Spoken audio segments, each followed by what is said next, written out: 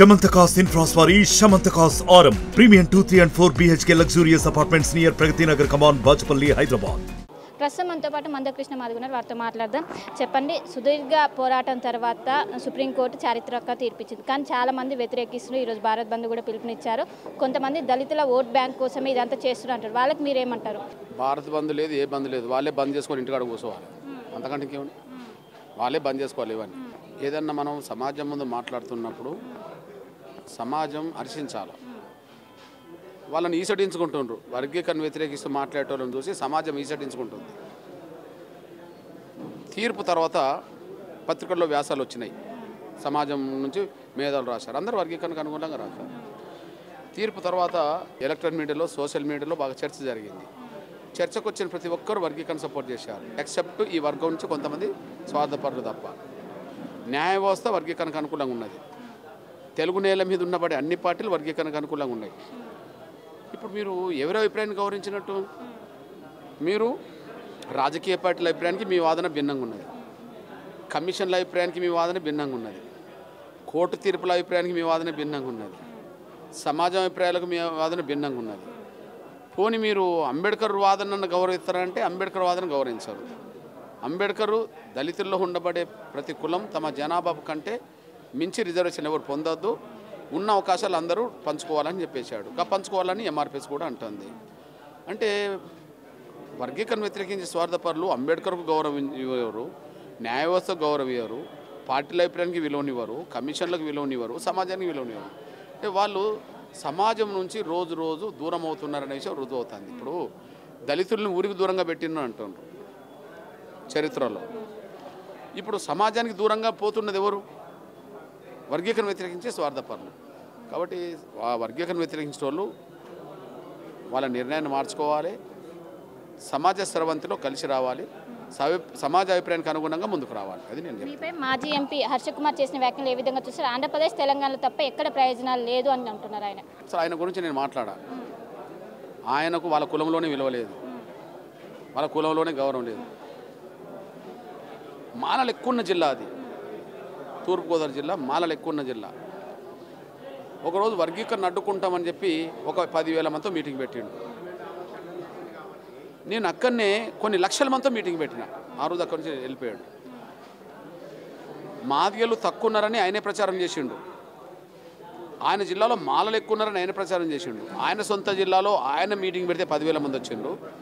ఆ జిల్లాలో ఎంఆర్పిఎస్ మీటింగ్ పెడితే లక్షల మంది వచ్చారు. నా జాతి ఎక్కడైనా ఉద్యమం కండగా నిలబడ్డది. నా జాతి ఎక్కడున్నా నా జాతి నన్ను గౌరవించుకుంటుంది, అభిమానంతో చూస్తుంది. ఇప్పుడు ఆయనను గౌరవించేటోళ్ళు ఎవరు? వాళ్ళ కులమే గౌరవించదు, ఆయన కులమే విలువనివ్వదు కదా. కేవలం ఆ వర్గీకరణ వ్యతిరేకంగా స్టేట్మెంట్ ఇవ్వడం అనే దాని ద్వారా తను ఉనికేదో ఉన్నదని ఆయన భ్రమలు పడడం తప్ప ఆయనకు ఉనికి కూడా లేదు. ఎస్సీ వర్గీకరణ తీర్పుని రేవంత్ రెడ్డి ప్రభుత్వం క్యాచ్ చేసుకుంటుందా? ఎందుకంటే ఆ రోజు ఏదైతే తీర్పు వచ్చిన రోజు ఎంఆర్పిఎస్ నాయకుల కంటే కాంగ్రెస్ నాయకులు ఎక్కువ సెలబ్రేట్ చేసుకున్నారు. వర్గీకరణ సుప్రీంకోర్టు తీర్పు అనుకూలంగా వచ్చిన తర్వాత అసెంబ్లీలో స్పందించింది. దేశంలో అందరికంటే ముందు తెలంగాణ ప్రభుత్వం వర్గీకరణ అమలు చేస్తామని మాట్లాడింది. సహజంగానే కాంగ్రెస్ వాళ్ళు మా నాయకుడు అందరికంటే ముందు అమలు చేస్తా అన్నాడు అని చెప్పి పండుగలు చేసుకున్నారు. సంతోషమే కదా. ఎవరు క్యాచ్ చేసుకుంటారు, ఎవరు క్యాచ్ చేసుకుంటారు నాకు సంబంధం లేదు. వర్గీకరణ ఎవరు చేస్తున్నారు, ఎవరు చేయరు అనే విషయం నేను ఆలోచిస్తాను. వర్గీకరణ చేయడానికి ఆయన ప్రయత్నం చేసి ముందుకెళ్తే నేను కూడా స్వాగతిస్తాను, ఆయన అభినందిస్తాను కదా. నేను ఆయన శత్రువుగా చూడలేను కదా. నేను శత్రువుగా చూడలేను కదా. ఇచ్చిన మాట నిలబెట్టుకోకపోతే మాత్రం చూస్తా, ఇచ్చిన మాట నిలబెట్టుకుంటే నేను ఎందుకు చూస్తా. కాబట్టి మా మధ్యలో పెద్ద వేరే అంశంగా చూడదు. మాలల్ని మానువాదులు అని అన్నారు, వాటికి కట్టుబడి ఉంటారు ఆ వ్యాఖ్యలకి? మాలల్లో మెజారిటీ మేధావులు అనబడుతున్న వాళ్ళందరూ మనువాదులే. మాలల్లో ఎదిగిన రాజకీయ నాయకులు మెజారిటీ మనువాదులే. ఎందుకంటే వాళ్ళ నుంచే వర్గీకరణ వ్యతిరేక స్టేట్మెంట్లు వస్తున్నాయి కదా.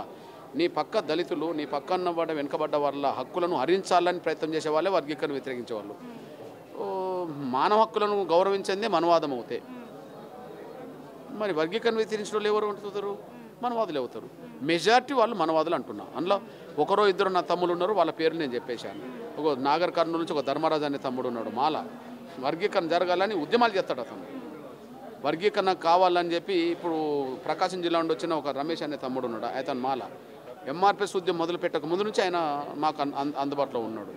వర్గీకరణ జరగాలని వేదికల మీద మాట్లాడతాడు, వేదిక ముందు మాట్లాడతాడు, ఇంటర్నల్ మాట్లాడతాడు, ఇంట్లో మాట్లాడతాడు, వాళ్ళ దగ్గర కూడా మాట్లాడతాడు. నేను వాళ్ళని అనలేను. అట్లనే లోక్నాథ్ అని ఒక తమ్ముడు ఉన్నాడు, జయభారత్ దాంట్లో పనిచేసేవాడు. ఆయన మాలలు వర్గీకరణకు అనుకూలంగా ఉండాలని మీటింగులు కూడా పెట్టిన సందర్భాలు ఉన్నాయి. అంటే వర్గీకరణకు అనుకూలమైన మిత్రుల్ని, సోదరులని నేను గౌరవిస్తాను. సామాన్య ప్రజలు వర్గీకరణ కోరుకుంటారు, ఎందుకంటే తొందరగా ఈ సమస్య పరిష్కారం కావాలని. ఇప్పుడు ఎంఆర్పిఎస్ ఒక నిర్ణయం తీసుకుంటే దానికి మాదిగలు స్పందిస్తారు, రోడ్డు మీదకి వస్తారు, సమాజం స్పందిస్తారు, మాకు అనుకూలంగా మద్దతు ఇస్తారు. ఇప్పుడు వాళ్ళు ఏదో బంద్ అంటున్నారు కదా, వాళ్ళ బంద్ వాళ్ళ ఇళ్ళల్లో కూడా జరగదు, వాళ్ళ ఊర్లో కూడా జరగదు కదా, జరగలేదు కదా. అంటే మాలలు రోడ్డు మీకు రాలేదు కదా, సమాజంలో ఎవరు కూడా హర్షించలేదు కదా, అందువల్లనే ఏం జరగకుండా పోతుంది కదా. కాబట్టి నేను చెప్తున్నది ఏంటంటే వర్గీకరణ వ్యతిరేకించిన వాళ్ళను మనవాదులుగానే చూస్తా, వర్గీకరణ స్వాగతించిన వాళ్ళను మానవతావాదులుగానే చూస్తా. ఎస్సీ వర్గీకరణపై కాంగ్రెస్ హైకమాండ్ నుంచి ఎలాంటి రెస్పాన్స్ లేదు. ఒకవైపు రాహుల్ గాంధీ కావచ్చు, సోనియా గాంధీ కావచ్చు, ఖర్గే నుంచి. కానీ ఇక్కడ రేవంత్ రెడ్డి ఇంప్లిమెంట్ చేస్తున్నారు. వాళ్ళ మాటను కాదని ఇక్కడ ఆయన ఇంప్లిమెంట్ చేసే అవకాశం ఉందా? ఏంటంటే సుప్రీంకోర్టు రాష్ట్రాలకు అధికారం ఇచ్చిందా లేదా, రాష్ట్రాలు అమలు చేయాలా లేదా? ఇప్పుడు కాంగ్రెస్ అధిష్టానం ఉన్నది, కాంగ్రెస్ అధిష్టానం వర్గీకరణకు వ్యతిరేకమైతే వ్యతిరేకమని మాట్లాడమానండి, మాకేం అభ్యంతరం లేదు. కాంగ్రెస్ మొట్టమొదలు వర్గీకరణ చేసిందే పంజాబ్లో కాంగ్రెస్ కదా 75లో. పోనీ ఇప్పుడు ఇండియా కూటమిలో ప్రధాన భాగస్వామి ఎవరు? డిఎంకే కదా, స్వాగతించాడు, స్టాలిన్ గారు అమలు చేస్తున్నాడు కదా. ఇండియా కూటమిలో ఆప్ పార్టీ, కేజ్రీవాల్ పార్టీ కూడా భాగస్వామి కదా, పంజాబ్లో వర్గీకరణ అమలు చేస్తున్నది కదా.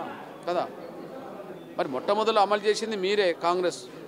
ఉమ్మడి ఆంధ్రప్రదేశ్లో తీర్మానం చేసింది మీరే. కాబట్టి ఇది రాష్ట్రాలకు అధికారం అనేది సుప్రీంకోర్టు చెప్పింది, అమలు చేయాల్సిందే కదా. అమలు చేయొద్దని చెప్పి అధిష్టానం అన్నది అనుకో, అననీయండి, చూద్దాం. వాళ్ళు మౌనంగా ఉండొద్దు, ఏదో ఒకటి అనడమే మంచిది. అనుకూలమో వ్యతిరేకమో ప్రకటన చేయడమే మంచిది. ఇండిపెండెంట్ అభ్యర్థిగా పోటీ చేస్తామని చట్టసభలోకి వెళ్తామని చెప్పారు. బీజేపీ ప్రభుత్వం మద్దతు ఇస్తే చేశారు. ముందు నేను ఏ పార్టీలో చేరింది లేదు, భవిష్యత్తులో చేరేది లేదు. ఎందుకంటే ఏదన్నా ఒక పార్టీలో చేరితే ఆ పార్టీ అధినేతల నిర్ణయమే మనం అక్కడ అమలు చేయాల్సి వస్తుంది. మనకు స్వేచ్ఛ స్వాతంత్రాలు ఉండవు కదా మాట్లాడడానికి. నేను వెళ్ళాల్సింది దేనికోసం వెళ్ళాలి? ఉద్యమం దేనికోసం చేశాం? బయట సమాజం కోసం చేశాం. ఒకవేళ అసెంబ్లీకి చట్టసభలోకి వెళ్ళాలంటే దేనికోసం వెళ్ళాలి? ఆ వర్గాలకు మేలు జరగడం కోసం, కోరడం కోసం వెళ్ళాలి. కోరే స్వేచ్ఛ, మాట్లాడే రైట్ నాకు ఉండాలి వద్దా? అంటే ఆ రైట్ లేని చోట నేను ఎందుకు జెండా కప్పుకుంటా?